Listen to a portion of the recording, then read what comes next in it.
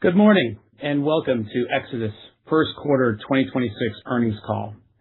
I am Jack Barlow, Head of Investor Relations, and with me today is our Co-founder and CEO, JP Richardson, and our CFO, James Garnetsky. Last night, we issued a press release and filed our quarterly results, which are both available on our website. During today's call, we'll reference our earnings, and we may make forward-looking statements. The company cautions investors that any forward-looking statement involves risk and uncertainties and is not a guarantee of future performance.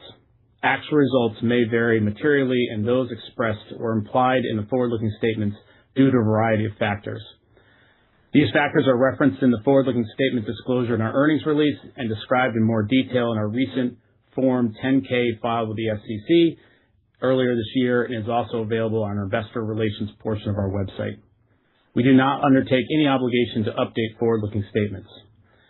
And as always, please feel free to contact us at investors@exodus.com if you have any questions, or submit your questions via our social media accounts on X or Reddit. With that, I will turn the call over to JP. Thanks, Jack. And thank you, everybody, for joining us here today.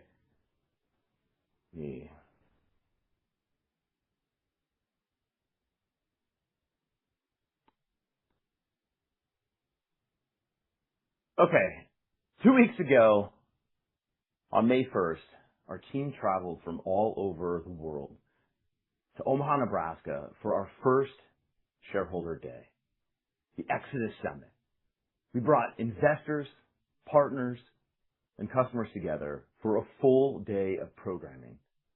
We made many new announcements to show what we're building and heard directly from the leaders and partners building it with us. What you didn't see is that in the days leading up to the summit, we were on calls all day and night, working on closing Monavate and banks. In fact, everyone was running on a few hours of sleep, and some of our team members even pulled all-nighters. But finally, the night before the summit began, the team closed the Monavate and Banks UK deals. But Banks US was still pending. And so the team spent all day on calls backstage, pushing to close the deal. And about 20 minutes before I walked on stage, we got word that the deal had closed. I'll always remember this moment as we officially owned Banks and Monavate. This was not an easy process, and it took 15 months of countless hours and extraordinary effort from our teams. It was the largest transaction in Exodus history and marks a major step for the next chapter of the company. Monavate and Banks strengthen our business in 4 important ways. First, this transaction diversifies our revenue away from the crypto trading cycle. We're adding new recurring revenue like card processing, interchange, and issuance and settlement. Second, this adds an additional customer base that's completely separate from crypto. And customers from Monavate include all types of customers. There's a major buy now, pay later customer and one of the largest players in maritime payments. So this is revenue with no exposure to the crypto markets. Third, these acquisitions give Exodus control over more of the payment stack, from self-custody to card transaction processing payments, finally, all under one roof. And they expand what we can offer with the Exodus suite. Monavate and Banks bring existing relationships across MetaMask, Ledger, Kraken, and OKX. And they give us more ways to serve enterprise customers with payments capabilities we now own. This is the first earnings call where we can officially say, again, that we own the full payment stack. And now we are executing on this vision that we've shared with you on past calls. We have products in the market and 2 completed acquisitions, and here's what's next. One of the biggest milestones in Q1 was launching of Exodus Pay. We're now live in all 50 states, plus Canada and parts of Europe. People can manage their money, send and spend all from one app. Our customers are now using the digital dollars they hold in their wallets to pay for groceries, and Exodus Pay is just the beginning. Now check this out. In the same way that Exodus makes self-custody and payments simple for our customers, we are extending this simplicity and control to AI agents. Last week, you may have seen it, we announced ExoCash powered by MoonPay as the first stablecoin designed for AI agents. Let's spend a moment on this because it captures how we're thinking about agents in the future of payments. We believe that everyone is about to have hundreds of agents working for them around the clock, buying products, placing trades, managing their finances. And ExoCash was built for this future. The stablecoin is live today, and we're now building AgentKit, the developer toolkit that sits atop of it. And so effectively what this means is that agents will be able to pay on your behalf using either stablecoins or credit cards.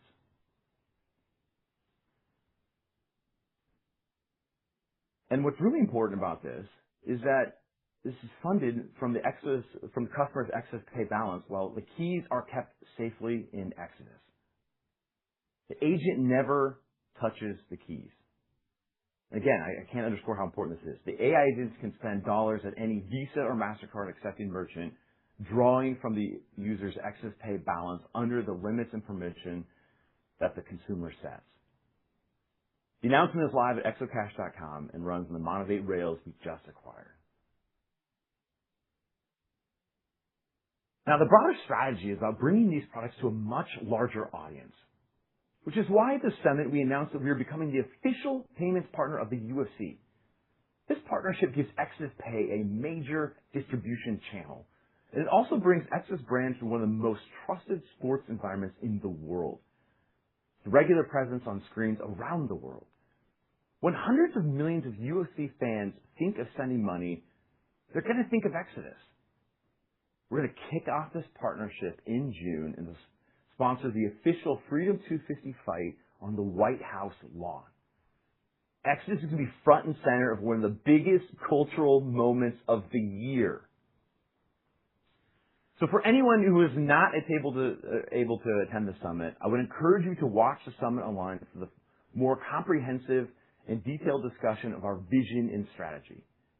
You can find it on our investors page. And so a few thoughts on the quarter before I hand it over to James. Q1 looked a lot like Q4. Digital asset prices fell and trading volume fell with them. This is exactly the crypto dependence I've flagged on prior calls. And that's the whole reason for the work that we're doing, from shifting our business from speculation to payments. And Q1 showed the limits of the old model. And the acquisitions and products launches we're talking about today show the path to a more durable revenue model. We're building Exodus into a business, again, where the direction of the crypto doesn't determine the quarter. So from here, our priorities are clear. Integrate Motivate banks, scale Exodus Pay, expand payments-related revenue, and continue building a more durable revenue model. Finally, I have to share some thank yous because none of this happens without the people behind it. I want to thank Exodus team, our customers, you, our investors, for your continued support. Specifically want to call out our CFO, James, our General Counsel, Blake Rizzo, Kevin Wood, our Director of Revenue Operations, and Motivate CEO, Michael Roth. They were essential in helping to work together to get to this successful transaction close and getting across the finish line. So with that, I'm going to hand it over to James now, and he's going to go through the financials. James?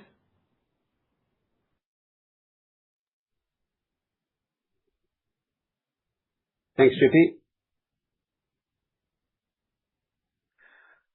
Let's start with a quick discussion on the impact of the Motivate Banks acquisition, followed by a recap of Exodus's Q1 revenue and swap volume.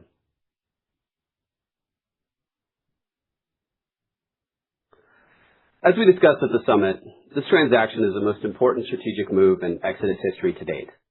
The addition of Motivate Banks, which I will refer to as Motivate going forward, advances the Exodus platform beyond its reliance on crypto asset prices to a full stack finance services platform.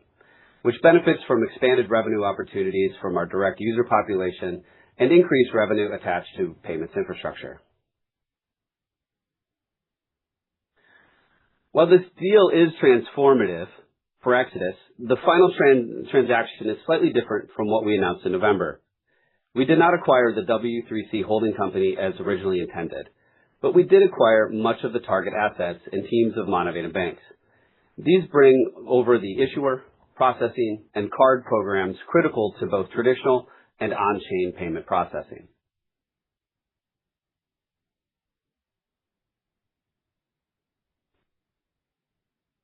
We understand many people may not appreciate the quality and size of the Monavate platform. Here are a couple of data points to highlight the platform relative to other providers, demonstrating favorable processing volumes, regulatory access points, and processing partnerships. One final slide on the transaction and how the adjusted deal changed from our originally communicated transaction back in November. We intend to have pro formas produced this quarter. Right now, we are focused on the integration of the entities under this new transaction structure. Returning to a quick recap of our core business in Q1, revenue was $22.7 million, representing a 23% decrease from Q4 of 25 and a 37% decline from our record first quarter in 2025. The sequential and year-over-year decline primarily reflected a materially softer Bitcoin and digital asset market, with weaker overall industry volumes amid a muted retail environment. Here's our revenue breakout for the quarter. It's worth noting exchange-related revenue fell below 90% in Q1. Moving on to volumes. Q1 swap volume of 1.18 billion was down 26% from Q4. Monthly active users at the end of Q1 2026 were 1.5 million, down 6% from the previous year and unchanged sequentially. Quarterly funded users, those who have placed their money with Exodus, finished the quarter at $1.4 million, down 18% from last quarter and 22% year-over-year. We expect this number to rebound should we see crypto market catalysts such as legislation and as new services gain traction, such as Exodus Pay. Turning to our balance sheet, as of March 31st, we had no debt, $74 million of cash and cash equivalents, and $48 million of digital assets. The strong capital position gives us flexibility as we build the next phase of Exodus. As we have said before, we view our treasury, including our digital asset holdings, as a strategic source of capital to support M&A and other growth initiatives, with the goal of increasing long-term treasury value over time. Jack, with that, let's open the call to questions. Thanks, James. For our analyst Q&A session, please use the raise your hand function in Zoom to ask a question. And note, we will leave your line open should you have any follow-up questions after our response. Let's see who we have for questions.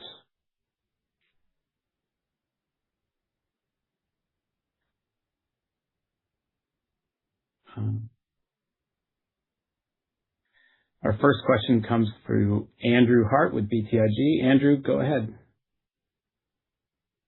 Hey, thanks for the question. JP, can you kind of talk about how you see the business competing as you move from this, really volatile self-custodial wallet only that's dependent on crypto volumes to this more diverse money movement platform that you've talked about? How do you see yourself differentiating from the other solutions that are out there in the market? Andrew, just for clarity, I'm assuming you're referring to the consumer business, or you're referring to our B2B business, or do you want me to kind of touch on both?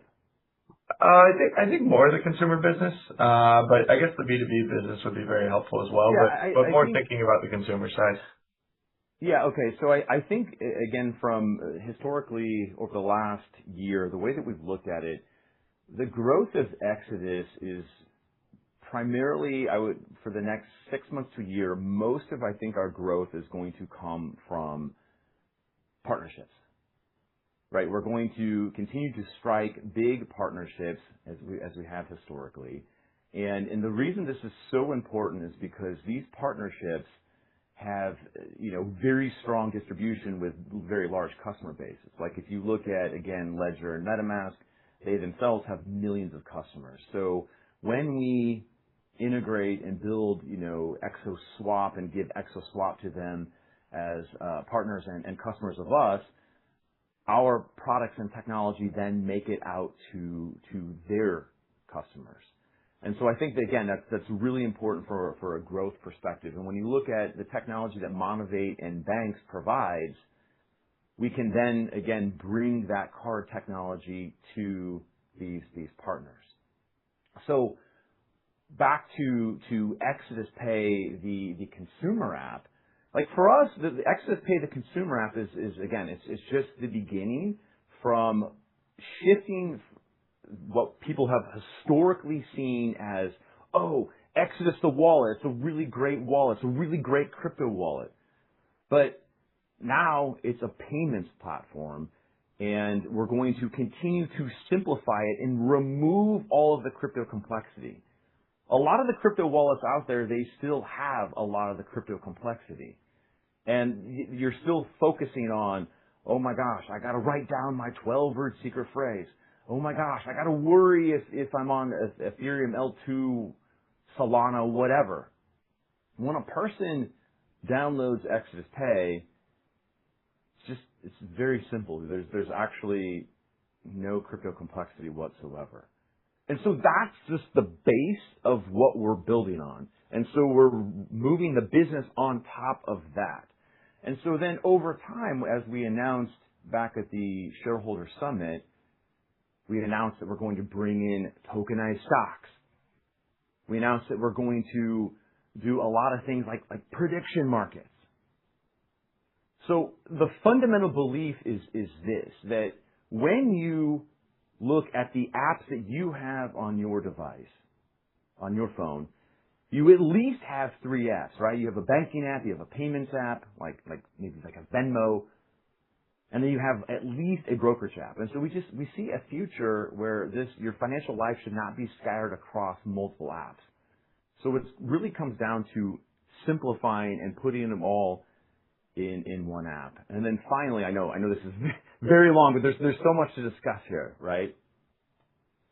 Finally, the integration with AI agents, I think, is going to be critical for the success of our business.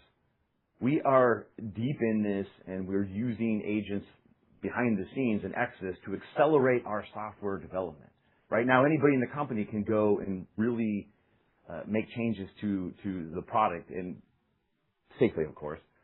But again, we are so deep in this, and so we're going to make it so that consumers can easily connect Exodus Pay and then have all the functionality of Exodus Pay safely in an AI agent.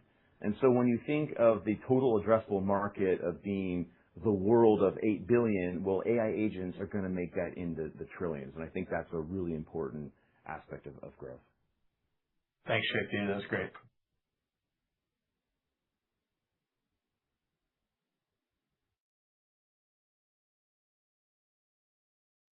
Jack, you're on mute.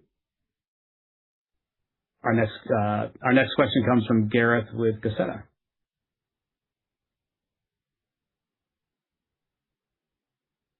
Hey guys, thanks for taking the question. I was just wanted to kind of double click on the letter of intent with Visa for global card issuance. Could you maybe talk about what that means for the business, and then maybe some of the priority markets you guys mentioned at the summit, like Argentina, Latin America, and then Nigeria, UAE, and the opportunity you guys see there? Yeah, absolutely. So really what it comes down to is that, Exodus has great relationships with both MasterCard and Visa.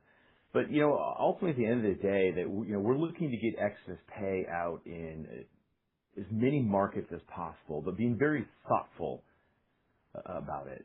And so there's a lot of growth opportunities that we see all over the world. And of course, we'll never ignore the United States and Canada and a lot of the Western world.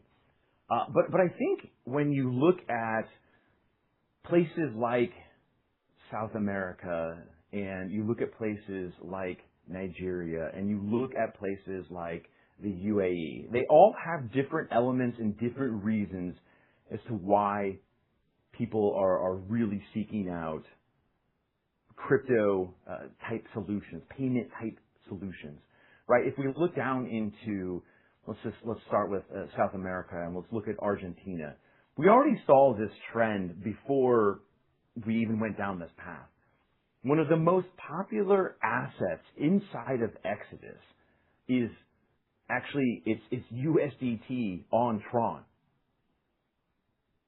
And a lot of people here are going to wonder, like, why would it be USDT on Tron? So first of all, USDT, as many of you already know, is a dollar stablecoin. But why Tron? The reason people are using Tron is because in South America and Latin America, the way they're thinking about it is on Tron, they don't have to pay any fees for the initial transfer of the dollars. And this is why it's so important in Exodus Pay. Consumers don't even have to think about, I have to pay Solana gas fees or anything of that nature.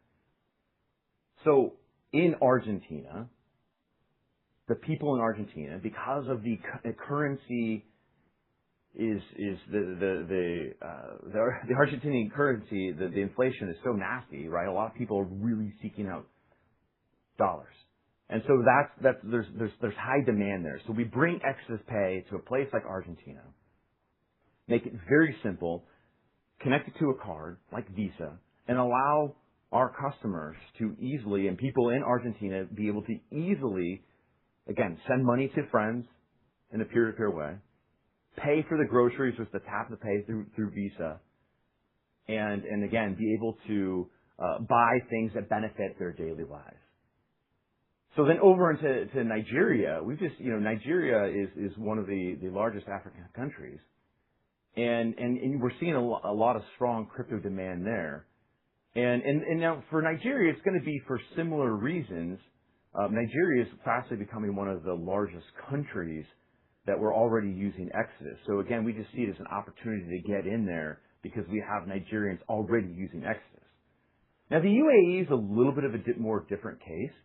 And the reason the UAE becomes really interesting for us, specifically Dubai and Abu Dhabi, is that in these countries you have a high count of expats in there, right? And a lot of expats and a lot of pricing of goods and services, like things like real estate, you will typically see in dollars.